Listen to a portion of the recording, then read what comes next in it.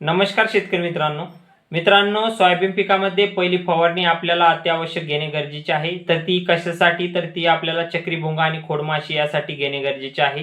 चक्री भुंगा आणि खोडमाशीला नियंत्रण जर केलं नाही तर त्यामध्ये येत्या काळामध्ये शेंगाची जी अवस्था असते तर त्यावेळी दाना भरण्याची अवस्था असते तर त्यामध्ये शेंगा आणि दाना त्यामध्ये चांगल्या पद्धतीने भरणार नाही। यासाठी मित्रांनो आपल्याला चक्री भुंगा आणि खोडमाशीच्या नियंत्रण करणे गरजेचे आहे। ज्यावेळेस आपलं अंडे घालते चक्री भुंगा आणि खोडमाशी तर त्यामुळे मित्रांनो त्यामध्ये अन्न पोखरण्याचं काम, त्यामध्ये खोड पोखरण्याचं काम त्यामध्ये करत असते। त्यामुळे आपल्या सोयाबीन पिकाला अन्नद्रव्याचा पुरवठा कमी होतो। त्यामुळे मित्रांनो आपली चक्री भुंगा आणि खोडमाशी ही आपल्याला 15 ते 20 किंवा 22 दिवसाच्या दरम्यान आपल्याला त्यामध्ये चक्री भुंग्याचं नियंत्रण करणे गरजेचे आहे।